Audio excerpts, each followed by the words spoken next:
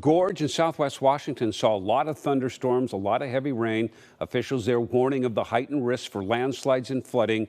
Jamie Seymour has been all over that region tonight. And what have you witnessed, Jamie?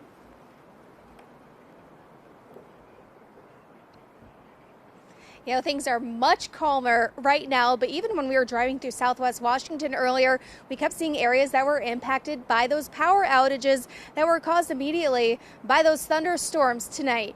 But the areas that were causing some of the biggest causes for concern are neighborhoods that maybe saw wildfires in recent years.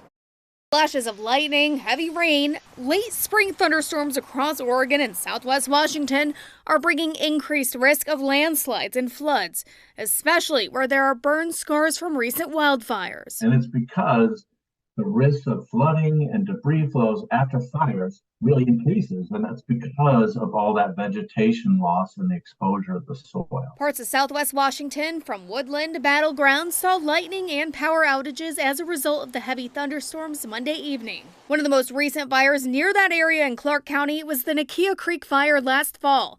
Terrain that could be more impacted heavily by the storms, with an increased risk of landslides. The Columbia River Gorge also saw some of those thunderstorms move through, where areas like the site of the Eagle Creek fire are also top of mind for officials. Well, these fire areas that we're talking about, all up and down the Cascades, each one of them, unfortunately, was also associated with a main river and a main highway. Geologists are also concerned for debris flows, which are more rapidly moving and destructive landslides that contain boulders and logs, traveling up to a mile or more, putting those near the mouths of canyons at risk.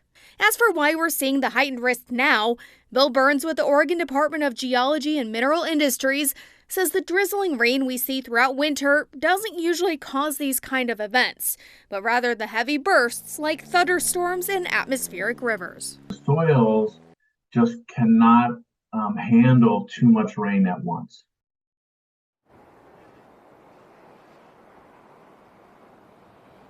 Officials are urging anyone that are in those areas at risk of landslides or floods to just be on extra alert this week, especially if any of those conditions change, and be prepared if those conditions change that an evacuation may be ordered. Reporting live in Portland, Jamie Seymour, KOIN 6 News.